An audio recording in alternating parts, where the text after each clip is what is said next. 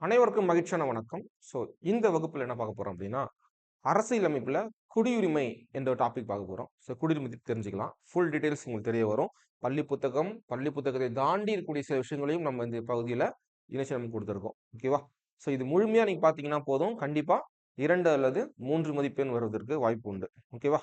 தொடர்ச்சியாக வீடியோ கவனிங்க. First point என்ன அப்படின்னா, ஃபர்ஸ்ட் நம்ம குடியுரிமை ஹெட்டிங்ஸ் வந்து குடியுரிமை. இந்த குடியுரிமையானது எந்த பகுதியில் அமைந்துள்ளது சொல்லி கேட்டோம் அப்படின்னா, பகுதி 2ல் அமைந்துள்ளதுதான் இந்த குடியுரிமை. சோ இந்த பகுதி 2ல் இருக்கக்கூடிய சரத்துகளுடைய எண்ணிக்கை எவ்வளவு அப்படின்னா 5 முதல் 11. இப்போ பகுதி 1 என்ன? பகுதி 1ல எத்தனை விதிகள் அடங்கி இருக்கு அப்படின்னா 1 to 4 இருக்கும். இது பகுதி 1. 2 வந்து 5 to 11. 3 பார்த்தோம் அப்படின்னா 12 to 35. இப்படியே போயிட்டே இருக்கும். நம்ம வரிசையாக ஒண்ணு பார்த்துட்டு வரலாம். ஓகேவா? இப்ப என்ன பாருங்க, சரத்து 5 முதல் 11 விதிகளை உள்ளடக்கியதுதான் இந்த பகுதி 2. ஓகேவா? அதுக்கு முன்னாடி இந்த குடியுரிமை என்பது குடியுரிமை என்ற பதம் என்ற கருத்து என்ற எந்த நாட்டிடம் இருந்து நாம் பின்பற்றுகிறோம் சொல்லி பார்த்தோம்னா, இங்கிலாந்து நாட்டிலிருந்து நாம் பின்பற்றக்கூடிய ஒரு விஷயம் தான் இந்த குடியுரிமை. ஓகேவா? ஞாபகம் வச்சுக்கணும். அது மட்டும் இல்லாம நம்ம வந்து சொல்லுவோம் குடியுரிமை ஆங்கிலத்துல வந்து சிட்டிசன் அப்படி சொல்லுவோம். ஓகேவா? அப்போ ஆங்கிலத்தில் சிட்டிசன் சொல்லும்பொழுது அந்த ஆங்கிலத்தினுடைய மருவு என்ன அப்படின்னா சிவிஸ் என்ற லத்தீன் சொல்லினுடைய மருவு தான் சிட்டிசன். ஓகேவா? சிவிஸ் என்ற லத்தீன் சொல்லினுடைய மருவு தான் இந்த சிட்டிசன். சார் சிவிஸ் மீனிங் என்ன? சிவிஸ் என்பது என்ன? நாட்டின் ஓகே நகர நாடுகளில் குடியிருப்பாளர்கள். ஒரு நகரத்துல வாழக்கூடிய மக்களை கூறக்கூடிய ஒரு சொல்லுக்கு பெயர் தான் சிவிஸ். இந்த சிவிஸ் என்ற சொல்லு தான் மருவி சிட்டிசன் அப்படின்னு சொல்லிட்டு மாறிச்சு. ஓகேவா? குடிமக்கள் அவன் விரும்பும் காலம் வரை அந்நாட்டில் சட்டப்படியாக சட்டப்படியாக ஒரு முழு உரிமையுடன் சட்டப்படி ஒருத்தங்க வசிக்கும் உரிமையை தான் குடியுரிமைன்னு சொல்றோம். What is the mean by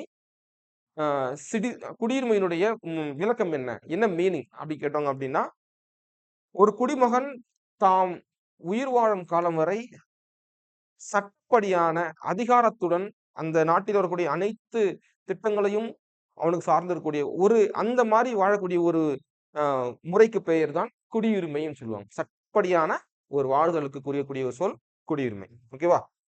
குடியுரிமை என்பது 2 வகையா பிரிக்கிறாங்க. எப்படி அப்படின்னு சொல்லி பார்த்தோம்னா, இயற்கை குடியுரிமை, இன்னொன்னு இயல்பு குடியுரிமை.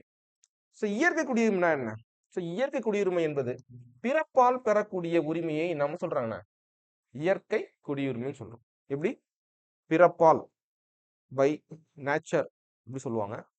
தாய் தந்தை எங்க வாழ்றாங்க அந்த இடத்துல நீ பிறந்தா அப்படின்னா ஆட்டோமேட்டிக்கா உனக்கு அந்த நாட்டு குடியுரிமை என்பது கிடைச்சிடும். அதுதான் என்ன சொல்றாங்க அப்படின்னா இயற்கை குடியுரிமைன்னு சொல்றாங்க.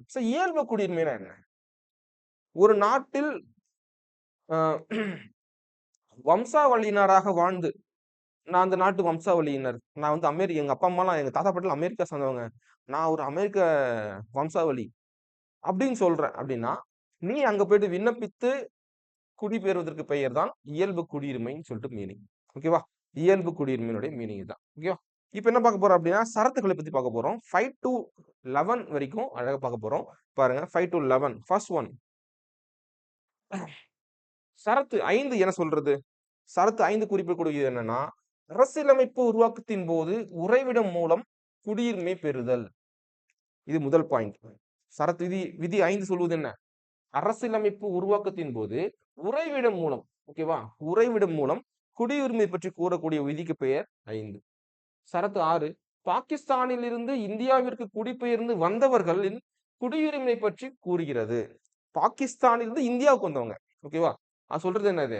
சரத்து 6 பாகிஸ்தான்ல இருந்து இந்தியாவுக்கு வந்த பத்தி சொல்றது விதி 6. அப்படியே இந்தியாவிலிருந்து பாகிஸ்தானுக்கு குடிபெயர்ந்து சென்றவங்களை பத்தி கூறக்கூடிய விதிக்கு பெயர் என்னன்னா விதி 7. சரத்து 7ன்னு சொல்லுவாங்க. புரியுதா?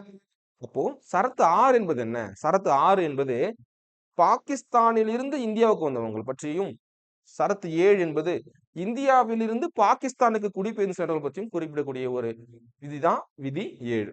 ஓகேவா? அடுத்து விதி 8. இந்தியாவிற்கு வெளியே வசிக்கும் இந்திய வம்சாவழியினரின் பதிவு செய்து கொள்ளுதல் மூலம் குடியுரிமை பெறுதல். அதாவது இந்தியாவிற்கு வெளியே அண்டை நாடுகளில் வாழக்கூடிய இந்தியாவைச் சேர்ந்த வம்சாவளியினர் அவர்கள் இந்திய குடியுரிமை பற்றி பெறுவதற்கான ஒரு கருத்துக்களை ஒரு சட்டப்படியான ஒரு ரூல்ஸ் அண்ட் ரெகுலேஷன் வகுத்து வைத்திருக்கக்கூடிய ஒரு பகுதிக்கு பெயர் தான், சட்டத்துக்கு பெயர் தான் சட்டம் 8, சரத்து 8ன்னு சொல்லுவாங்க. ஓகேவா? அடுத்து 9, அயல் நாட்டு குடியுரிமையை தானாக பெற்றவர் இந்திய குடியுரிமை இழத்தல். நான் ஆல்ரெடி ஒரு இந்திய குடிமகன். நான் மற்றொரு நாட்டு குடியுரிமையை நான் பெறும்போது என்னுடைய குடியுரிமை தானாக இங்க இழக்க நேரிடும் என்பது சட்டம் 9. ஓகேவா? சரத்து 9. 10 சொல்றாங்க பாருங்க. குடியுரிமை தொடர்தல். அதாவது 5 to 8 வரைக்கும் நீங்க பெற்றுங்க இல்லையா அந்த குடியுரிமை விதிகள் படி 5 முதல் 8 வரை சரத்துக்களை கொண்டு குடியுரிமை பெற்றவர்கள் அவங்க என்ன பண்ணலான்றாங்க, கடைசி வரைக்கும் இந்திய குடிமை குடிமகனாக தொடரலாம் என்பதுதான் சொல்வதுதான் விதி 10. 11 ரொம்ப ரொம்ப இம்பார்ட்டன்ட். அதாவது ரொம்ப ரொம்ப முக்கியமான ஒரு நான் சொல்றது என்னன்னா, முக்கியமான சரத்து என்னன்னா 11. ஏன் அப்படின்னா இந்த 11ல இருந்து தான் நம்மளுடைய கதையை ஆரம்பிக்குது. அதாவது குடியுரிமையை ஒழுங்குபடுத்த பாருங்க, குடியுரிமையை ஒழுங்குபடுத்த குடியுரிமையை திருத்தலாம். புரியுதுங்களா? அதாவது குடியுரிமையை ஒழுங்குபடுத்த நாடாளுமன்றத்திற்கு சட்டம் இயற்றுவதற்கான அதிகாரம் கொடுத்திருக்கிறாங்க. ஓகேவா? அப்போ குடியுரிமையில ஏதாவது ஒண்ணு சேர்க்கணும், ஏதாவது சம்திங் டிஃப்ரெண்ட் பண்ணணும், ஒண்ணு நீக்கணும், ஒண்ணு சேர்க்கணும், ஏதாவது ஒண்ணு புதுசா பண்ண போறாங்க, ஏதாவது ஒண்ணு சேர்க்க போறாங்க, இழக்க போறாங்க அப்படின்னு சொல்லணும் அப்படின்னா அதற்கு பவர் யார்கிட்ட கொடுத்திருக்காங்க? நாடாளுமன்றத்திடம் கொடுக்கப்பட்டுள்ளது. அப்படின்னு சொல்ற விதி என்ன? விதி 11. அப்ப விதி 11 படி குடியுரிமையை ஒழுங்குபடுத்த சட்டம் இயற்றும் அதிகாரம் நாடாளுமன்றத்திற்கு அளிக்கப்பட்டுள்ளது. இப்ப என்ன ஆகுது அப்படின்னா இந்த கண்டென்ட் படி சரத்து 11 படி என்ன பண்றாங்க அப்படின்னா குடியுரிமையை ஒழுங்குபடுத்த போறாங்க. அதுக்காக என்ன பண்றாங்க அப்படின்னா குடியுரிமை ஒழுங்குபடுத்த 1955ல குடியுரிமை சட்டத்தை கொண்டு வராங்க. எப்போ? 1955ல. இதுதான் குடியுரிமை சட்டம், இந்திய குடியுரிமை சட்டம் சொல்லுவாங்க. ஓகேவா? இது பாருங்க. இதன்படி 1955ஆம் ஆண்டு இந்திய குடியுரிமை சட்டம் கொண்டு வரப்பட்டது. எதன் அடிப்படையில் இந்த சட்டத்தின் அடிப்படையில் குடியுரிமை பெறுவதற்கு 5 வழிமுறைகளையும் பெற இச்சட்டத்தின்படி குடியுரிமையை பெற 5 வழிமுறைகளையும் குடியுரிமை இழக்க 3 வழிமுறைகளையும் கொடுத்திருக்கிறாங்க. இப்ப அந்த 5ம் 3 தான் பார்க்க போறோம். ஓகேவா? ஃபர்ஸ்ட் ஒன்,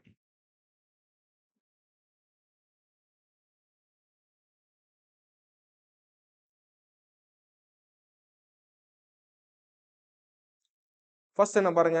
ஃபர்ஸ்ட் என்னன்னா பிறப்பால் குடியுரிமை. அதாவது 1950 ஜனவரி 26 அன்று, எப்போ கான்ஸ்டிடியூஷன் இம்ப்ளிமெண்ட் செய்யப்பட்ட போது அன்று, அதன் பிறகுனா 1987 ஜூலை 1 வரைக்கும். ஓகேவா? ஜூலை 1க்கு முன்னாடி இதுல இருந்து இந்த காலம் வரைக்கும் பெற்றோர்களில் தந்தை, ஓகேவா, சாரி, பெற்றோர்கள் எந்த நாட்டவராக இருந்தாலும் இந்த இயர் ஞாபகம் வச்சுக்கணும். 1950 ஜான் 26 to 1987 ஜூலை 1 வரைக்கும் இந்த இடைப்பட்ட காலத்துல பிறந்த குழந்தைகள் எந்த நாட்டவராக இருந்தாலும் பெற்றோர்கள் எந்த நாட்டவராக இருந்தாலும் அவங்க குடியுரிமை பெறலாம் அப்படின்னு சொல்றது இந்த ஃபர்ஸ்ட் பாயிண்ட்.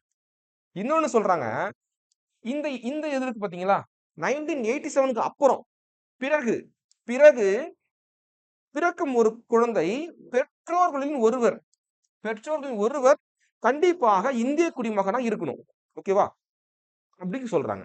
இதுல செகண்ட் பாயிண்ட். ஃபர்ஸ்ட் சொல்றது 1915 to 1987 வரைக்கும் நீ எந்த நாட்டுல இரு, உன் குழந்தை இந்தியாவில் பிறந்தா உனக்கு இந்திய குடிமை வழங்குவோம் அப்படின்னு சொல்றாங்க. செகண்ட் பாயிண்ட் சொல்றாங்க 1987 இருந்து தொடங்குது. உன் குழந்தை இங்க பிறக்கும் பொழுது, இந்தியாவில் பிறக்கும் போது தாய் தந்தைகளின் ஒருவர் இந்தியராக இருக்கணும் அப்படின்னு சொல்றாங்க. பெற்றோர்களின் ஒருவர் இந்தியாக இருக்க வேண்டும் சொல்றது செகண்ட் பாயிண்ட். 2004 சொல்றாங்க பாருங்க. 2004 டிசம்பர் 3 எல்லாம் திருத்துறாங்க. 87 ஒரு திருத்தம் கொண்டு வராங்க. 87 ஒரு திருத்தம் கொண்டு வராங்க. 2004 ஒரு திருத்தம் கொண்டு வராங்க. அப்போ 2004 டிசம்பர் 3 சொல்றாங்க, இந்தியாவில் பிறந்தவர்கள் பிறப்பால் குடியுரிமை பெறுகின்றனர். அப்படி ஒரு கருத்தையும் முன் வைக்கிறாங்க. சரியா? சோ இந்த கருத்து எப்படி சார் கொண்டு வந்தாங்க அப்படின்னா, ஐசோலி எனும் மன்னரின் சட்ட கோட்பாட்டின்படி இவ்விதி வகுக்கப்பட்டுள்ளது. சரியா? யாரு? ஐசோலி அப்படி சொல்லக்கூடிய ஒரு மன்னருடைய சட்ட கோட்பாட்டில் இருந்து இந்த கருத்தை எடுத்துருக்காங்க. ஓகேவா? சரி, நெக்ஸ்ட். இது பிறப்பால் வழங்கப்பட்டது. செகண்ட். இரண்டாவது சொல்றாங்க பாருங்க, வம்சாவளி மூலம் குடியுரிமை பெறுதல். வம்சாவளி மூலம் குடியுரிமை பெறுதல். ஃபர்ஸ்ட் பாயிண்ட் பாருங்க. 1915 ஜான் 26 முதல் 1992 டிசம்பர் 10 முன்னர், இதுல இருந்து இந்த காலகட்டத்துக்கு வரைக்கும், இந்த 2 காலகட்ட இடைப்பட்ட காலத்துல முன்னர் பிறந்திருந்தாலும் அவருடைய தந்தை இந்திய குடிமகனாக இருக்கும் பட்சத்தில், யாருடைய தந்தை? பிறந்த குழந்தையின் தந்தை எங்க பிறகுறாங்க? வம்சாவளி வெளிநாட்டில் ஒரு குழந்தை பிறகுது. அந்த குழந்தையினுடைய பெற்றோர்களின் தந்தையானவர் இந்தியாவை சேர்ந்தவர் அப்படின்னு சொல்றோம். சாரி, இந்தியாவை சேர்ந்தவர் கிடையாது. அந்த தந்தை இருக்காரு இல்லையா, அந்த தந்தை இந்திய வம்சாவளியா இருக்கணும். அப்படின்னா அவங்களுடைய தாய் தந்தை இந்தியராக இருக்கணும் அப்படின்னு சொல்றாங்க. பாருங்க, நல்லா புரிஞ்சுக்கணும். அவருடைய தந்தை இந்திய குடிமகனா இருக்கும் பட்சத்தில், பிராக்கெட்ல பாருங்க, அவர் வம்சாவளி மூலம் இந்திய குடிமகனாக இருக்கும் பட்சத்தில் அவர் வம்சாவளி மூலம் இந்திய குடிமை பெறலாம் சொல்றாங்க. நல்லா புரிஞ்சுக்கலாம் பாருங்க.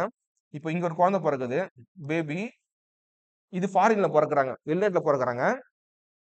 பெற்றோர்கள்ல தந்தை, தாய்.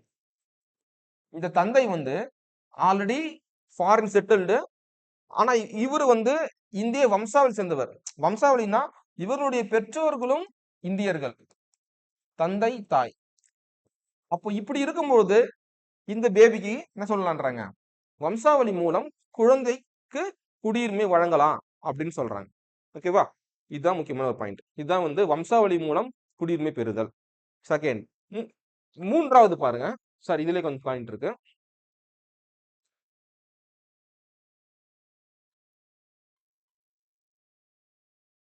அடுத்த பாயிண்ட் பாருங்க. 1992 டிசம்பர் 10 அன்று அதன் பின்னர் பெற்றோர்களின் ஒருவர் இந்திய குடிமகனாக இருக்க வேண்டும் சொல்றாங்க. 1992 டிசம்பர் 10 அன்று அதன் பின்னர் பிறக்கும் வெளிநாட்டில் பிறந்த குழந்தைகள்ல பெற்றோர்களில் ஒருவர் கண்டிப்பாக இந்திய குடிமகனாக இருக்கணும்னு சொல்றாங்க. ஓகேவா? பெற்றோர்களில் ஒருவர் கண்டிப்பாக இந்திய குடிமகனாக இருக்கணும். அப்படி இருந்தாங்கன்னா அவங்க பிள்ளைகளுக்கு இந்த வம்சாவளி மூலம் குடிமை வாங்கலாம், இந்திய குடியுரிமை. இன்னொன்னு, 2004 டிசம்பர் 3 படி பிறந்த வருடத்துக்குள் ஃபாரின்ல பிறந்த, வெளிநாட்டில் பிறந்த ஒரு குழந்தை பிறந்த ஒரு வருடத்துக்குள்ள அங்க இருக்கக்கூடிய இந்திய தூதரகத்தில் போயிட்டு பதிவு செய்தல் வேண்டும். அப்படி 1 இயர் நீங்க பதிவு பண்ணல அப்படின்னா உங்களுக்கு இந்திய குடியுரிமை வழங்கப்பட மாட்டாது அப்படின்னு சொல்றதுதான் இந்த பாயிண்ட். சோ இந்த கோட்பாடு எதில் எடுக்கப்பட்டது கேட்டோம் அப்படின்னா, ஐஸ் சான்குயின் என்ற சட்ட கோட்பாட்டின்படி இந்த கருத்தை இங்க முன் வச்சிருக்கிறாங்க. ஓகேவா? மூன்றாவது 5 டைப்ஸ்ல 3 டைப்ஸ் பார்க்கிறோம். பதிவு செய்தல் மூலம் குடியுரிமை பெறுதல். பதிவு செய்தல் மூலம் குடியுரிமை பெறுதல். பாருங்க, இந்திய வம்சாவளி எந்த நாட்டில் வசித்தாலும், இந்திய வம்சாவளி எந்த நாட்டில் வசித்தாலும் அவங்க 7 ஆண்டுகள் இந்தியாவில் வசித்த பின்பு அவங்க விண்ணப்பிப்பதன் மூலமாக குடியுரிமை பெற முடியும். சரியா? சோ இந்த டாட்லாம் இருக்கு இல்லையா, இது நான் ஷார்ட்டா எழுதியிருக்கேன், எனக்கு புரியுற மாதிரி நான் உங்களுக்கு விளக்கி தான் சொல்றேன். ஓகேவா? இந்திய வம்சாவளி என்னது? இப்ப என்னுடைய தாத்தா பாட்டி எல்லாம் இந்தியர்கள். நான் அமெரிக்காவில் செட்டில் ஆயிட்டு இருக்கேன் அப்படின்னா நான் தான் இந்தியாவுடைய வம்சாவளி அப்படின்னு சொல்லுவாங்க. ஓகேவா? இப்போ நான் வெளிநாட்டில் இருக்கேன் அப்படின்னா திரும்ப நான் இங்க வாழணும், இந்திய குடிமை எனக்கு வேணும் அப்படின்னா நான் இந்தியாவுல 7 ஆண்டுகள் வசிக்கணும். வசித்த பின்பு விண்ணப்பிப்பதன் மூலமாக குடியுரிமை பெறலாம். ஓகேவா? அது மட்டும் இல்லாம இன்னொரு ஆப்ஷன் தராங்க. ஓகேவா? இந்திய குடிமகனை குடிமகளையோ திருமணம் செய்த ஒரு ஆணோ அல்லது பெண்ணோ, ஓகேவா? இப்போ நான் வந்து ஒரு ஆண், நான் இந்திய குடிமகன்ல இந்தியாவில் வாழ்றேன். என்னுடைய மனைவி வந்து ஒரு ரஷ்ய நாட்டு பெண், ஓகேவா? அந்த ரஷ்ய நாட்டு பெண் வந்து இந்தியாவில் வசிக்கிறாங்க அப்படின்னா, கண்டிப்பா வசிக்கும் போது அந்த பெண்ணுக்கு குடியுரிமை வேணும்ல. இப்ப என்னுடைய மனைவியாகப்பட்டவள் இந்தியாவில் வந்து ஒரு 7 ஆண்டு வசிக்கணும். வசித்த பின்பு தான் விண்ணப்பித்து பின்பு என்ன பண்ண முடியும் அவங்களுக்கு இந்திய குடியுரிமையை வழங்குவாங்க. இப்படி திருமணத்தின் மூலமாகவும் குடியுரிமை பெறலாம். ஓகேவா? நெக்ஸ்ட் 4வது டைப் இயல்புரிமை மூலம் குடியுரிமை பெறுதல். சரியா? இயல்புரிமை மூலம் குடியுரிமை பெறுதல். ஆல்ரெடி சொல்லியிருக்கேன். இயல்புரிமை என்பது என்ன? விண்ணப்பிப்பதன் மூலமாக குடியுரிமை பெறுதல்னு சொல்லிட்டு மீனிங். ஓகேவா? இயல்புரிமை பண்றது. அதாவது நம்மளுடைய மத்திய அரசுக்கு விண்ணப்பிப்பதன் மூலமாக குடியுரிமை வழங்குறாங்க. எதன் அடிப்படையில? இந்த பாருங்க. எந்த ஒரு நாட்டிலும் குடிமகனாக இல்லாத ஒரு இந்தியர், இந்திய வம்சாவளி எந்த நாட்டிலும் குடியுரிமை இல்லை அப்படின்னா அவருக்கு இந்த இடத்துல விண்ணப்பிப்பதன் மூலமாக வழங்கலாம். இன்னொன்னு, வெளிநாட்டு குடியுரிமையை துறக்கும் ஒருவர், வெளிநாட்டுல எனக்கு அமெரிக்க குடியுரிமை எனக்கு வேணாம், எனக்கு இந்திய குடியுரிமை தான் வேணும்னு சொல்லிட்டு வர்றவங்களுக்கு இந்த அடிப்படையில குடியுரிமை கொடுப்பாங்க. இந்தியாவில் வசிக்கும் பட்சத்தில் இந்திய அரசு பணியில், ஓகேவா, இந்தியாவுல நீ வசிக்கிற ஏதாவது காரணத்துக்காக ஒரு அரசு வேலையாகவோ இல்ல இங்க ஒரு ஜாப்காகவோ இல்ல இங்க ஒரு படிப்புக்காகவோ நீ வந்து இங்க ஸ்டே பண்ணியிருக்க, கிட்டத்தட்ட உங்க இந்தியாவில் வசிக்கும் பட்சத்துல இன்னொன்னு இந்திய அரசு பணியில நீ ஒர்க் பண்ற, ஒரு யூபிஎஸ்சியோ இல்ல எஸ்எஸ்சி நீ கிளியர் பண்ணிட்டு நேபாள் பூட்டான் போன்ற மாணவர்கள் உள்ள இருக்காங்க. சரியா? ஞாபகம் வச்சுக்கணும். நீங்க அரசு பணியில இருக்கும் பொழுது ஆண்டு முழுவதும் இந்தியாவில் தங்கி இருக்கும் பட்சத்தில் இந்த 3 பாயிண்ட் முன்னாடி வைக்கிறாங்க. ஒண்ணு என்னது? இந்தியாவுல வசிக்கும் பட்சத்துல. இன்னொன்னு அரசு பணி, நீ அரசாங்கத்தை ஒர்க் பண்ற, ஆனா நீ வந்து நேபாளத்தை சேர்ந்த ஒரு பெண், ஒரு ஆண் அப்படி இருக்கும் பட்சத்துல. இன்னொன்னு ஆண்டு முழுவதும் இந்தியாவில் தங்கி இருக்கும் பட்சத்துல. ஓகேவா? இந்த 3 பாயிண்ட்ல இருக்கும்போது கண்டிப்பாக இந்த இயல்புரிமை மூலமாக குடியுரிமை உங்களுக்கு வழங்குவாங்க. சரியா? அடுத்து பகுதி என்ன சார்? இப்படி ஒரு அண்டை நாட்டை சேர்ந்த ஒரு மாணவர்களோ ஒரு நபர்களோ இந்தியாவுக்குள்ள வரும்போது அவங்களுக்கு சில ரூல்ஸ் ரெகுலேஷன் வச்சிருப்பாங்கல்ல, சில சட்ட திருத்தங்கள் வச்சிருப்பாங்க இல்லையா, கோட்பாடுகள் இருக்கும் இல்லையா, என்னன்னு சொல்லிட்டு பார்க்கலாமா? ஃபர்ஸ்ட் நற்பண்புகள் இருக்குன்னு சொல்றாங்க. நீ ஒரு நல்லவனாக இருக்க வேண்டும். அது மட்டும் இல்லாம அங்கீகரிக்கப்பட்ட மொழிகள் எவ்வளவு இருக்கு நம்ம இதுல? 22 அங்கீகரிக்கப்பட்ட மொழிகள் இருக்கு இல்லையா? இந்த அங்கீகரிக்கப்பட்ட மொழிகள்ல ஏதாவது ஒரு மொழி உன்னால அண்டர்ஸ்டாண்ட் பண்ற அளவுக்கு இருக்கணும்னு சொல்றாங்க. சரியா? போதிய அறிவினை பெற்றிருக்க வேண்டும் அப்படி சொல்றாங்க. அது மட்டும் இல்லாம அறிவியல், தத்துவம், கலை, இலக்கியம், உலக அமைதி போன்றவர்களில் மேற்கண்ட விதிகளை பின்பற்ற மாட்டாங்க. அதாவது அறிவியல், நீ ஒரு பெரிய விஞ்ஞானி, நீ பெரிய தத்துவ வேதாசிரியர், நீ சிறந்த ஒரு கலை நிபுணர், நீ ஒரு இலக்கிய சொற்பொழிவாளர், மிகப்பெரிய உலக போற்றும் ஒரு இலக்கியவாதி, நீ உலக அமைதிக்காக பாடுபடக்கூடிய ஒரு நபர் அப்படின்னா உனக்கு கண்டிப்பா இங்க கொடுப்பாங்க. மேல இருக்கிற விதியெல்லாம் உங்களுக்கு அதை இதுல சேர்க்க மாட்டாங்க. நீங்க இத்தனை வருஷம் தங்கி இருக்கணும், நீங்க வந்து இது பண்ணிருக்கணும் சொல்ல மாட்டாங்க. நீ இது போல வச்சிருந்தீங்க அப்படின்னா ஆட்டோமேட்டிக்கா கொடுத்துருவாங்க. சோ இது போல குடியுரிமை பெற்ற ஒரு நபர் யார் என்றால் அவங்கதான் அன்னை தெரேசா அவர்கள். சரியா? அன்னை தெரேசா அவர்கள் தான் இது போல நான் இந்திய குடியுரிமை பெற்ற, அதாவது இயல்பெருமை மூலம் குடியுரிமை பெற்ற ஒரு பெண். முதல் யாரு கேட்டாங்கன்னா அவங்கதான் அன்னை தெரேசா அவர்கள். சரியா? ஓகே. 5 டைப்ஸ், 5வது டைப்ஸ், 5th டைப்ஸ் பார்க்கலாம். பிரதேசங்களை இணைக்கும் மூலம் குடியுரிமை பெறுதல். சரியா? எப்படி சார் இது? அதாவது இந்திய பகுதின்னு வச்சுக்கலாம். இதுதான் இந்திய பகுதி. இந்திய பகுதிக்குள் ஒரு புதிய பகுதி இணைக்கப்படும் பொழுது, புரிஞ்சுக்கணும், இந்திய பகுதிக்குள் ஒரு புதிய பகுதி இணைக்கப்படும் பொழுது அப்பகுதியில் வாழக்கூடிய மக்களுக்கும் இந்திய குடியுரிமை வழங்குதல். இதுதான் பிரதேசங்கள் இணைப்புன்னு சொல்றாங்க. எக்ஸாம்பிளா 1962ல பாண்டிச்சேரியை இந்தியாவுடன் இணைக்கிறாங்க. பாண்டிச்சேரி வந்து பிரெஞ்சு கட்டுப்பாட்டுல இருந்துச்சு. மற்ற நாடுகள்லாம் பிரிட்டிஷ்காரன், இங்கிலாந்துக்கார கட்டுப்பாட்டுல இருந்துச்சு. அப்போ இந்த பிரெஞ்சுக்காரன் என்ன பண்றாங்க அப்படின்னா இந்தியா கிட்ட பாண்டிச்சேரி ஒப்படைக்கப்படும் பொழுது பாண்டிச்சேரி இருக்கும் மக்களை இந்திய மக்களாக, இந்திய குடியுரிமை மக்களாக அங்கீகரிக்கிறாங்க. எதன் அடிப்படையில் அப்படின்னா பிரதேசங்களை இணைக்கும் இந்த 5வது ரூல்ஸ் படி அவங்களுக்கு குடியுரிமை வழங்குறாங்க. இது 5th டைப். சோ இது போலலாம் வந்து குடியுரிமை வழங்கலாம்னு சொல்றாங்க. ஓகேவா? இப்ப என்ன சொல்றாங்கன்னா இழத்தல், 3 டைப் சொல்லியிருந்தேன். இழத்தல் என்பது 3 வகைகளை இழக்கலாம். ஓகேவா? முதல் இழப்பு என்னன்னா துரத்தல். தாமாக முன் வந்து எனக்கு இந்திய குடியுரிமை வேணான்னு சொல்லிட்டு போறவங்க இருக்காங்க இல்லையா, அவங்களுக்கு சொல்றாங்க. இது பாருங்க, வெளிநாட்டு குடியுரிமை பெற்றும் பட்சத்தில் நான் வந்து இந்திய குடிமகன், எனக்கு அமெரிக்கால வந்து ஒரு கிரீன் கார்டு ஹோல்டரா எனக்கு ஒரு குடுக்குறாங்க அப்படின்னா, சார் நான் அமெரிக்கா செட்டில் ஆக போறேன், எனக்கு இந்திய குடியுரிமை வேணாம் அப்படின்ட்டு ரூலா விட்டுட்டு போயிட்டே இருக்கலாம். இன்னொன்னு, குடியுரிமை துறக்கும் உரிய அதிகாரியிடம் விண்ணப்பித்தல். எனக்கு வந்து குடியுரிமை வேணான்னு சொல்லிட்டு பர்டிகுலர்ஸ், அதாவது அந்த அதிகாரியிடம் நீ விண்ணப்பித்து குடியுரிமை இழந்துட்டு போகலாம். இன்னொன்னு, இந்திய குடியுரிமையை துறந்தவரின் சிறு குழந்தைகளும் குடியுரிமை இழப்பர். இப்போ நான் மட்டும் குடியுரிமை எடுத்துட்டு போறேன்னா கொடுக்க மாட்டாங்க.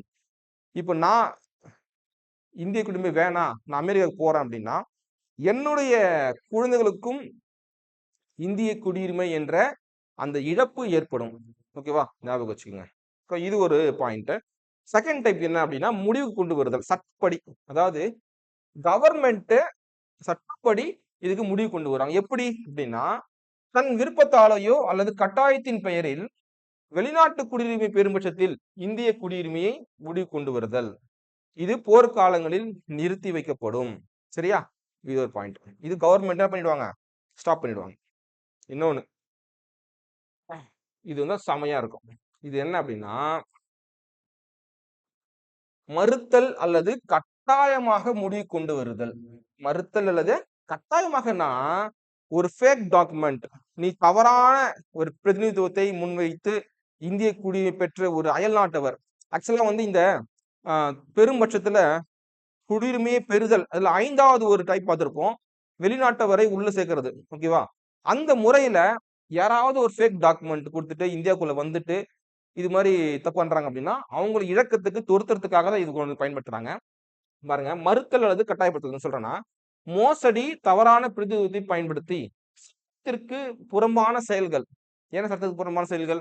1, நம்மளுடைய எதிரி நாட்டிடம் அந்த நபர் வணிகம் செய்யறது, இல்ல ஒரு உறவு முறை வைத்துக் கொள்வது, வணிகம் செய்யறது, இதெல்லாம் சட்டப்படி தப்பு. இன்னொன்னு, குடியுரிமை பெற்றான், ஒருத்தன் வந்து குடியுரிமை பெற்றுட்டான், இயல்புரிமை மூலம் குடியுரிமை பெற்ற ஒரு நபர் ஏதாவது ஒரு நாட்டுல 2 ஆண்டுகள் தண்டனை பெற்றிருந்தால் அவனை என்ன பண்ணிடுவாங்க, கண்டுபிடிச்சு தூக்கிடுவாங்க. சிறை தண்டனை 2 ஆண்டுகள்.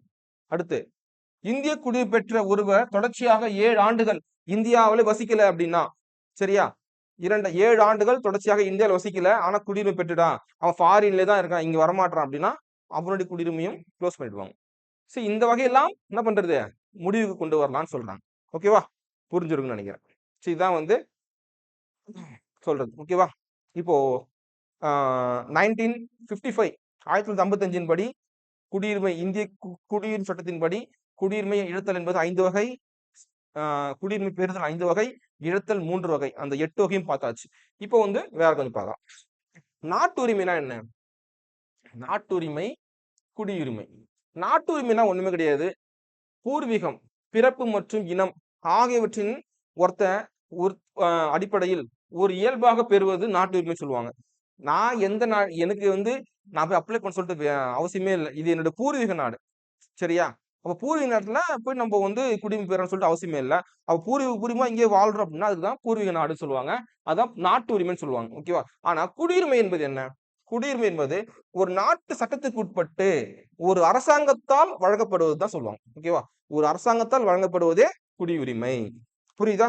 அப்போ குடியுரிமைக்கும் நாட்டுரிமைக்கும் டிஃபரன்ஸ் உண்டு. ஓகே, குடியுரிமை சொல்றாங்க பாருங்க, நாட்டுரிமை மாற்ற இயலாது, குடியுரிமை மாற்ற இயலும். நாட்டுரிமை என்பது என்ன? பூர்வீகம், அது மாத்த முடியாது. ஆனா குடியுரிமை என்பது என்ன? மாத்தலாம்னு சொல்றாங்க. ஏன் அப்படின்னா, இன்னொரு நாட்டுக்கு போயிட்டு அந்த நாட்டு சட்ட திருத்தத்துக்கு ஏற்றால் போல வாழலாம். ஓகேவா, இப்போ நாட்டுரிமையை மாற்ற இயலாது, குடியுரிமையை மாற்ற இயலும். ஓகேவா, அடுத்து ஒற்றை குடியுரிமைனா என்ன? அப்போ இந்தியாவில் பின்பற்றக்கூடிய குடியுரிமை என்ன? ஒற்றை குடியுரிமை. இந்தியாவில் பின்பற்றக்கூடிய குடியுரிமைக்கு ஒற்றை குடியுரிமை. என்ன மீனிங்? நாடு முழுவதும் ஒரே குடியுரிமை தான். சரியா, நீ ஒரு கேரளால வசிச்சாலும் சரி, நீ ஜம்மு காஷ்மீர் வசிச்சாலும் சரி, நீ தமிழ்நாடு வசிச்சாலும் சரி, உனக்கு தமிழ்நாட்டுக்குன்னு ஒரு குடியுரிமை கிடையாது. இந்திய குடியுரிமை, நீ ஒரு இந்திய குடிமகன் என்பதுதான் உனக்கு ஒரே ஒரு அடையாளம், இந்திய குடிமகன். அதுதான் ஒற்றை குடியுரிமை சொல்லுவாங்க. இதுல என்ன ஒரு நல்ல விஷயம் அப்படின்னா, வாக்களிக்கும் உரிமை, அரசு பணிகளின் உரிமை போன்றவற்றில் பாகுபாடு கிடையாது. ஈக்குவல் ரைட்ஸ், ஈக்குவல் ஃப்ரீடம், சரியான விகிதாச்சாரம். ஓகேவா? இதான் சொல்லுவாங்க. பாகுபாடே கிடையாது. நீ வந்து உயர்ந்தவன், தாழ்ந்தவன், நீ அந்த ஜாதி இந்த ஜாதி இல்லாம நீ போட்டி போடு, எக்ஸாம் எழுதி பாஸ் பண்ணி வேலையை வாங்கு. இதுதான் வந்து ஒற்றை குடியுரிமையினுடைய நாட்டில் சிறந்த விஷயம்னு சொல்றாங்க. ஒற்றை குடியுரிமை கொண்ட நாடுகள் என்ன? சீனா, இந்தியா, சீனா, Cuba, Indonesia, Japan, Malaysia, Myanmar, நேபாளம். சில மட்டும் கொடுத்துருக்கேன். நெக்ஸ்ட், இரட்டை குடியுரிமை என்ன? இரட்டை குடியுரிமை என்பது நாடு முழுவதும் இரட்டை குடியுரிமைகள் உண்டு. எப்படி? ஒண்ணு தேசிய குடியுரிமை, இன்னொன்னு மாநில குடியுரிமை. ஒரு நபருக்கு 2 விதமான குடியுரிமை கொடுப்பாங்க. இதுதான் இரட்டை குடியுரிமை சொல்லுவாங்க. ஓகேவா? இந்த இடத்துல வாக்களிப்பதற்கும் அரசு பணிகளிலும் பாகுபாடு உண்டு சொல்றாங்க. எப்படி? ஒரு வேற டிஸ்ட்ரிக்ட், வேற ஸ்டேட்ல இருக்கிறவன் இந்த ஸ்டேட்ல வந்து போட்டி போடும்போது அவனுக்கு சில விஷயங்கள், சில கட்டுப்பாடுகள் இருக்கும். நீ வந்து அந்த குடியுரிமை பெற்ற ஒரு நபர், முதல்ல எங்க குடியுரிமை ஆளுக்கு தான் நாங்க ப்ரெஃபரன்ஸ் தருவோம். இது போல சில விஷயங்கள் வந்து இது இருக்குன்னு சொல்றாங்க. ஓகேவா? இது போன்ற பாகுபாடுகள் உண்டு அப்படி சொல்றாங்க. அப்போ இரட்டை குடியுரிமை கொண்ட நாடுகள் என்ன அப்படி சொல்லி பார்த்தோம் அப்படின்னா, America, Sweden, Switzerland, Argentina, Kenya, Italy. ஓகேவா? இது ஞாபகம் வச்சுங்க. ரைட். நெக்ஸ்ட், வெளிநாட்டு வாழ் இந்தியர்கள்.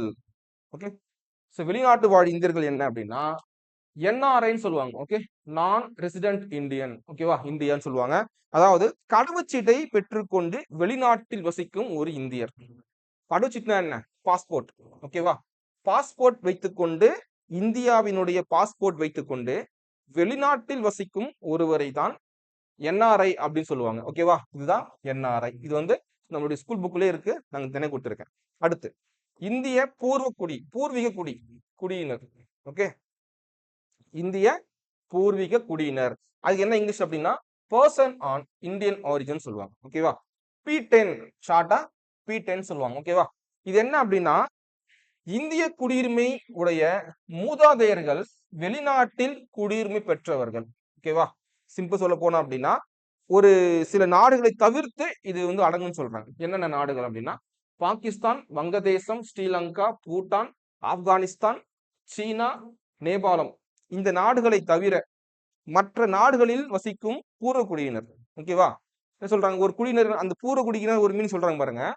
இந்திய குடியுரிமை உடைய, ஓகேவா, இந்திய குடியுரிமை உடைய மூதாதையர்கள். ஓகேவா? சீனியர் சிட்டிசன் சொல்லுவாங்க. வயதில் மூத்தவர்கள் தான் மூதாதையர் சொல்லுவாங்க இல்லையா? இந்தியாவில் அதுக்கு என்ன பேரு?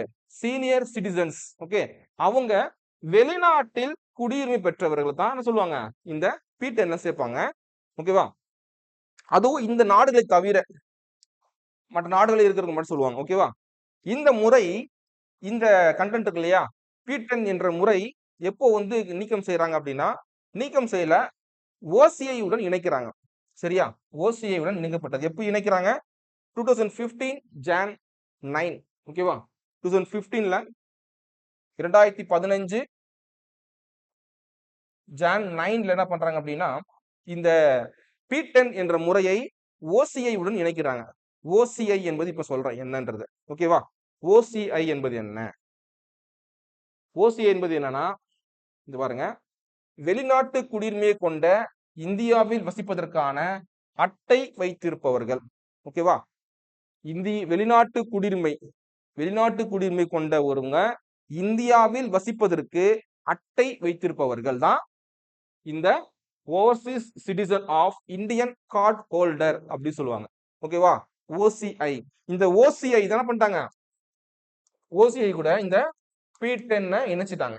எப்போ இணைச்சாங்க அப்படின்னா 2015 Jan 9. சரியா? Jan 9 அன்னைக்கு இணைச்சிட்டாங்க. ஓகே, சரி. இதுல ஒரு ஸ்பெஷல் என்ன அப்படின்னா இதுலயும் பாகிஸ்தான் மற்றும் வங்கதேசம் சேர்க்கல. இந்த இடத்துல வாழக்கூடிய பூர்வகுடியினர், இந்த இடத்துலயும் வாழ்வாங்க இந்தியாவுடைய பூர்வகுடி, அவங்களும் சேர்க்க மாட்டாங்க. ஓகேவா? இந்த 2 நாடுகள் தவிர மற்ற நாடுகளில் வசிக்கக்கூடிய இந்திய பூர்வகுடியினரை இதுல சேர்த்துப்பாங்க. ஓகேவா? இந்தியாவில் வசிப்பதற்கும் பணி செய்வதற்கும் OCI அட்டை பெறுகின்றனர். சரியா? இந்தியாவில் வசிப்பதற்கும் பணி செய்வதற்கும். சரி, இந்தியாவில் யார் வசிப்பா? ஸ்டூடெண்ட்ஸ். இப்ப இந்தியாவுக்கு படிக்க வராங்க இல்லையா, ஸோ இந்தியாவில் படிக்க வரவங்களுக்கு அவங்க என்ன பண்ணுவாங்க, இங்க அந்த கார்டு கொடுப்பாங்க. இன்னொன்னு வேலை செய்யறவங்க வருவாங்க, ஃபாரினர்ஸ் வந்து ஒர்க் பண்ணுவாங்க. ஸோ அவங்களாம் வந்து இங்க ஸ்டே பண்ணி படிக்கணும், இங்க ஸ்டே பண்ணி ஒர்க் பண்ணுவாங்க, ஸ்டே பண்ணி படிப்பாங்க. இல்ல ஒரு அரசு வேலையா ஏதோ ஒரு சின்ன ஒரு வேலையா வருவாங்க. ஸோ இங்க ஸ்டே பண்ற அளவுக்கு நிலைமை ஏற்படும் இல்லையா? ஸோ அவங்களுக்குலாம் ஒரு கார்டு கொடுத்துருப்பாங்க. ஓகேவா? நீங்க இந்த நாட்டுல இருந்து வரீங்க அப்படின்னு சொல்லிட்டு. ஆனா அவங்களுக்கு இங்க வாக்களிக்கும் உரிமை என்பது இல்லை. சரியா? யாருக்கு அப்படின்னா, வெளிநாட்டில் ஒரு பணியின் காரணமாக நிமித்தமாக வரக்கூடியவர்களுக்கு இந்தியாவில் ஓட்டு உரிமை கிடையாது என்பதை நீங்க ஞாபகம் வச்சுக்கணும். ஓகேவா?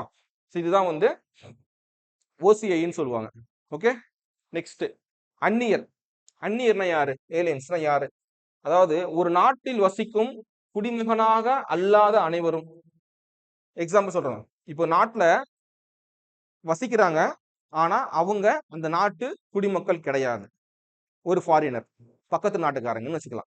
ஒரு அமெரிக்கால இருந்து ஒரு 10 பேரு இங்க வந்து தங்கிட்டு இருக்காங்க அப்படின்னா, அவங்கள தானே சொல்லுவாங்க அந்நியர்னு சொல்லுவாங்க, ஏலியன்ஸ்னு சொல்லுவாங்க. ஏன் அப்படின்னா அவங்க இந்தியால வாழ்றாங்க, ஆனா இந்திய குடியுரிமை பெறல. ஓகேவா? எக்ஸாம்பிளா யாரு? வெளிநாட்டு சுற்றுலா பயணிகள் மற்றும் வெளிநாட்டு மாணவர்கள், சுத்தி பார்க்க வர்றவங்க, இங்க படிக்க வர்றவங்க எல்லாருமே அந்நியர்கள் தான். ஓகேவா? குடியேறியவர்கள் யாரு? இமேஜினேஷனா யாரு? குடியேறியவர்கள் யாரு அப்படின்னா, ஒரு நாட்டில் எந்தவித தடையும் இன்றி நிரந்தரமாக வசிப்பதற்கும் பணிபுரிவதற்கும் உரிமை பெறும் அந்நியரை தான் குடியேறியவர்கள் அப்படின்னு சொல்லுவாங்க. குடியேறியவர்கள்னா அங்கிருந்து இங்க வந்தவங்களை, அங்கிருந்து இங்க குடியேறியவங்களை தான் குடியேறியவர்கள் சொல்லுவாங்க. எப்படி?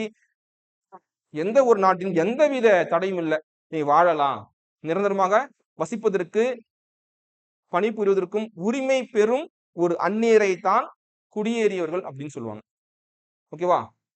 இவங்க போயிடுவாங்க, ஏலியன்ஸ்ன்றவங்க போயிடுவாங்க. ஒரு வந்த வேலை முடிஞ்சுச்சா, சுற்றுலா பண்ணோமா, சுத்தி பார்த்தோமா, முடிச்சுட்டு போயிடுவாங்க. படிச்சோமா, போயிடுவாங்க. ஆனால் முழுவதுமாக தங்கி இருப்பதற்கு உரிமை பெறும் ஒரு அந்நியரைத்தான் குடியேறியவர்கள் அப்படின்னு சொல்லுவாங்க. ஓகேவா? ஓகே. பிரவாசி பாரதி தினம்.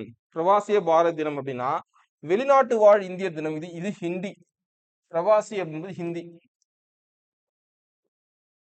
பிரவாசி பாரத் தினம்னா வெளிநாட்டு வாழ் இந்தியர் தினம்.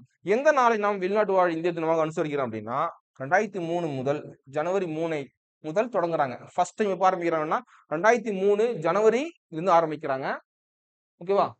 இந்த விழாவை கொண்டாடணும் அப்படின்னு சொன்ன ஒரு கமிட்டிக்கு பேரு தான் எல்எம் சிங்வி குழு பரிந்துரையின்படி இந்த வெளிநாட்டு வாழ் இந்தியர் தினம் அனுசரிக்கப்பட்டு வருகிறது. என்ன பண்ணுவாங்க அந்த நாள்ல அப்படின்னா 3 நாட்கள் அந்த வெளிநாட்டு வாழ் இந்தியர்களுக்கு ஏற்படும் பிரச்சனைகளை பற்றி மாநாடு வைத்து ஆராய்வாங்க. சரியா? அந்த ஆய்வுல பிளஸ் பிளஸ் அந்த ஃபங்க்ஷன்ல பிரவாசிய பாரதிய சன்மான் விருது என்ற விருதும் வழங்கப்பட்டு வருகிறது. சரியா? பிரவாசி பாரத் தினம், வெளிநாட்டு வாழ் இந்தியர் தினம் 2003 ஸ்டார்ட் பண்ணியிருக்கிறாங்க. எல்எம் சிங்வி அவர்களுடைய பரிந்துரைப்படி இதை வந்து ஸ்டார்ட் பண்ணியிருக்கிறாங்க. மாநாடு நடத்துவாங்க 3 நாட்கள். அதுல பிரச்சனைகளை பத்தி ஆராய்வாங்க. பிரவாசி பாரதிய சம்மன் விருது என்ற விருதும் அந்த தினத்துல வழங்குவாங்க. சரியா? நெக்ஸ்ட் இந்திய குடியுரிமை திருத்த சட்டம். இந்திய குடியுரிமை திருத்த சட்டம் சொல்றாங்க. ஓகேவா? சரி, எல்லாத்தையும் பார்த்தாச்சு. அப்போ ஒரு ஒரு ஒரு சட்டத்தை திருத்தணும்ல, திருத்தும் போது இப்படிலாம் திருத்துறாங்க சொல்லிட்டு பார்த்தலாம்.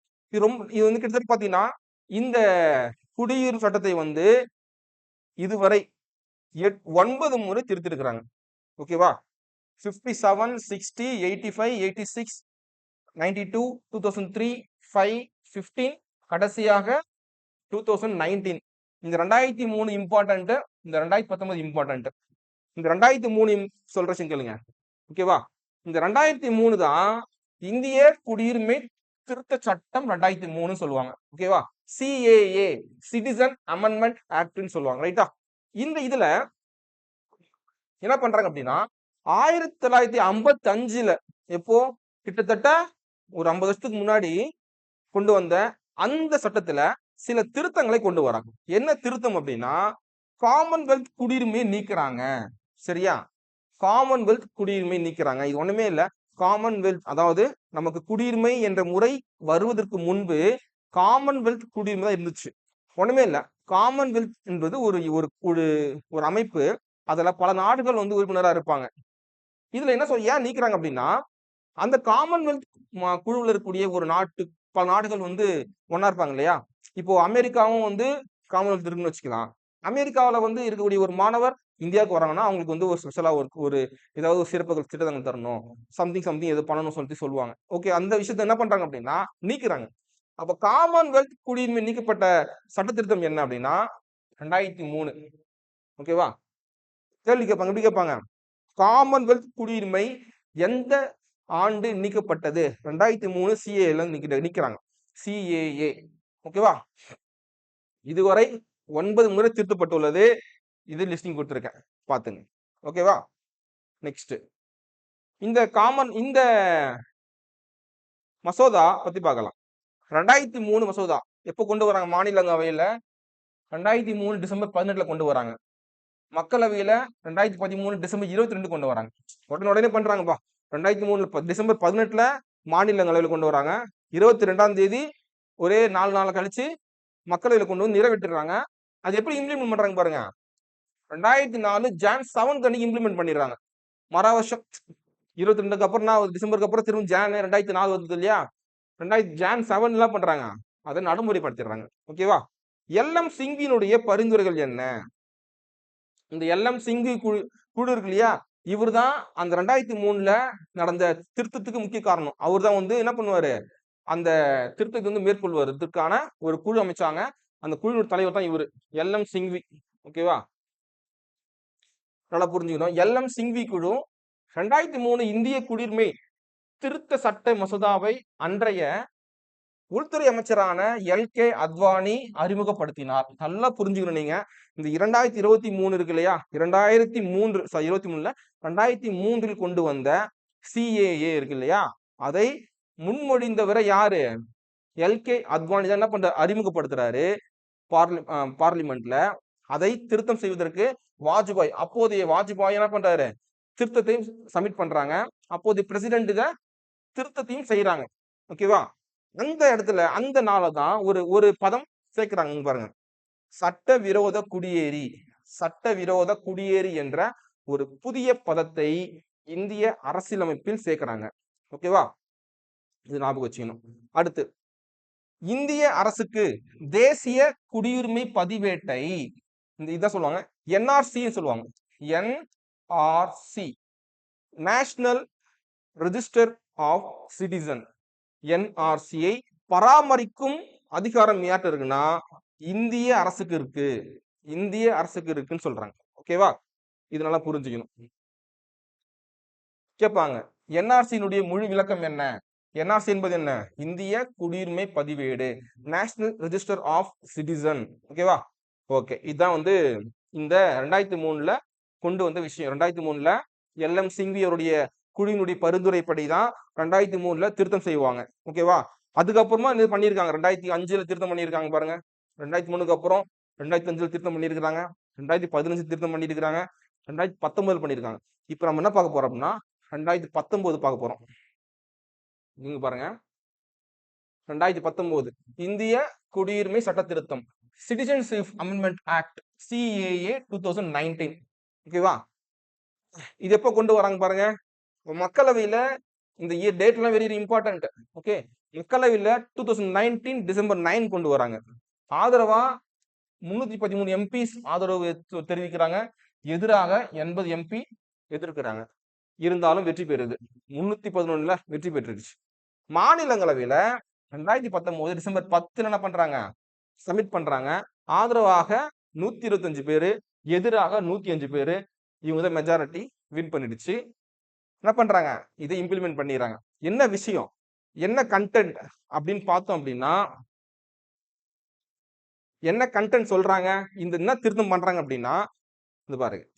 அதாவது இதுதான் இந்த விஷயம் பாருங்க. அண்டை நாடுகளான பாகிஸ்தான், வங்கதேசம் மற்றும் ஆப்கானிஸ்தான், இந்த 3 நாடு ஆகிய நாடுகளில் இருந்து இந்தியாவுக்குள் நுழைந்த இந்து, சீக்கியர், பௌத்த, சமண, பார்சி மற்றும் கிறிஸ்துவ இத்தனை பேர், இவங்க இந்த கிறிஸ்துவ மதத்தை சார்ந்தவர்களுக்கு குடியுரிமை வழங்க ஏதுவாக இத்திருத்தம் கொண்டு வர்றாங்க. புரியுதா? ஒண்ணுமே கிடையாது. 2019 CAA என்ன அப்படின்னா, பாகிஸ்தான், வங்கதேசம் மற்றும் ஆப்கானிஸ்தான் இது மூன்றுமே முஸ்லிம் நாடுகள். அந்த முஸ்லிம் நாட்டிலிருந்து சிறுபான்மையினரான இருந்த இந்துக்களை இங்க வந்திருப்பாங்க. அகதியா வந்திருப்பாங்க இல்லையா? அவங்களுக்கு குடியுரிமை வழங்கணும் அப்படின்னு சொல்றாங்க. வழங்குவதற்கான ஒரு விஷயம் தான் இது. இதுல ஒரு திருத்தம் சொல்றேன். இதுல ஒரு விஷயங்கள் இருக்கு. என்ன அப்படின்னா, இது போல வந்த அதே இப்போ பாகிஸ்தான், ஆப்கானிஸ்தான் அப்புறம் வந்து ஆப்கானிஸ்தான், பாகிஸ்தான், வங்கதேசம். இந்த 3 நாட்டுல இருந்து வந்த கிறிஸ்தவர்கள், பார்சி, அ அப்புறம் வந்து இந்துக்கள், சமணர்கள் இவங்களுக்கெல்லாம் வந்து குடியுரிமை வழங்கலாம் அப்படின்னு சொன்ன இந்த சட்டம், அதே அகதி போல வந்த முஸ்லிம்களுக்கு கிடையாது அப்படின்னு சொல்றாங்க. பாருங்க. இது இது ஃபர்ஸ்ட் இது பாருங்க. 31/2/2014க்கு முன் இந்தியாவில் குடியேறுவர்களுக்கு மட்டும் தான் இது பொருந்தும். 2014க்கு முன்னாடி 2014க்கு முன்னாடி வந்தவங்களுக்கு குடியுரிமை வழங்கப்படும் அப்படின்னு சொல்றாங்க. இது பாருங்க. முஸ்லிம் அகதிகளுக்கு இது பொருந்தாது. ஆப்கானிஸ்தான், பாகிஸ்தான், வங்கதேசம் போன்ற நாடுகளில் இருந்து வந்த முஸ்லிம்களுக்கு இச்சட்டம் அவங்களுக்கு நாங்க குடியுரிமை வழங்க மாட்டோம். அதே போல இலங்கையில் இருந்து வரும் இந்துக்கள், மியான்மர் நாட்டிலிருந்து வரும் முஸ்லிம்களுக்கும் இது பொருந்தாது. இலங்கையிலிருந்து வரக்கூடிய இலங்கையில் இருந்து அகதிகளாக தமிழகம் வந்த இந்துக்களுக்கு கிடையாது. மியான்மர் நாட்டிலிருந்து வந்த முஸ்லிம்களுக்கும் கிடையாதுன்னு சொல்றாங்க. இது மறுக்கிறாங்க. 5 ஆண்டுகள் இடைவெளி இன்றி இந்தியாவில் வாழ்ந்தவர்களுக்கு மட்டும் குடியுரிமை வழங்கப்படும். அப்படி அகதியாக வந்தவங்க 5 இயர்ஸ் இங்க தங்கியிருந்தா அவங்களுக்கு குடியுரிமை வழங்கப்படும் சொல்றாங்க. ஓகேவா? நெக்ஸ்ட். அது மட்டும் இல்லாம அருணாச்சல பிரதேசம், நாகாலாந்து, மிசோரம் இந்த 3 நாடுகளுக்கு மட்டும் இது விதிவிலக்குன்னு சொல்றாங்க. இல்ல. ஏன் அப்படின்னா இந்த நாட்டுல வந்து உள்நாட்டு நுழைவுச் சீட்டு மூலம் பாதுகாக்கப்பட்டு வரக்கூடிய ஒரு கண்ட்ரி. சரியா? ஒரு மாநிலம். ஓகேவா? கண்ட்ரி இல்ல, ஸ்டேட். ஓகே. இந்த ஸ்டேட்டுக்கு மட்டும் இச்சட்டத்திலிருந்து விலக்கு அளிக்கப்படுகிறதுன்னு சொல்றாங்க. ஓகேவா? சரத்து 14க்கு எதிரானது என்று பல கட்சிகள் இச்சட்டத்தை எதிர்த்து போராடினர். ஓகேவா? முடிச்சா? இதுதான் 2019 சிட்டிசன் அமெண்ட்மெண்ட் ஆக்டினுடைய ஒரு கண்டென்ட்.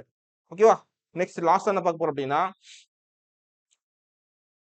இந்தியாவுக்கு நட்புறவு கொண்ட நாடுகள் ஒரு 16 நாடுகளுக்கு மட்டும் இரட்டை குடியுரிமை வழங்குறாங்களாம். இரட்டை குடியுரிமைனா என்ன? இரட்டை குடியுரிமை. இரட்டை குடியுரிமை என்ன? உனக்கு இந்திய குடியுரிமை இருக்கும், அமெரிக்க குடியுரிமை இருக்கும். 2 குடியுரிமை இருக்கும் உனக்கு. 2 நாட்டு குடியுரிமை. 2 நாட்டு குடியுரிமை. இரட்டை குடியுரிமை. ஓகேவா? இரட்டை குடியுரிமை இல்ல, 2 நாட்டு குடியுரிமை. 2 நாட்டு குடியுரிமை. ஓகேவா? இந்தியாவிற்கு நட்பான நாடுகள் என்ன? Switzerland, Australia, Canada, New Zealand, Greece, Italy, Israel, America, Sweden, France, Portugal, Finland, England, Netherlands, Ireland, சர்பசல் நாடு. இந்த நாடுகளுக்கு இந்தியாவுக்கும் ஒரு குடியுரிமை இருக்கும். அந்த நாட்டில் இருக்கக்கூடிய வாழ்ந்தாலும் அவங்களுக்கு ஒரு குடியுரிமை இருக்கும். இப்போ ஒரு நபருக்கு 2 குடியுரிமை வழங்கலாம். அது சொல்லிட்டு தான் இது. ஓகேவா? ஸோ இதுதான் குடியுரிமை சட்டத்தினுடைய முழு விளக்கம். ஓகேவா? ஸோ அழகா முடிச்சாச்சு குடியுரிமை. இந்த பாயிண்ட் தாண்டி உங்களுக்கு கொஸ்டின்ஸ் வரவே வராது. சரியா? ஓகேவா? சரி, தொடர்ச்சி இருந்திருப்போம். இது போன வீடியோ பார்க்கணும் அப்படின்னா சப்ஸ்கிரைப் பண்ணுங்க. மீண்டும் சந்திக்கலாம். நன்றி, வணக்கம்.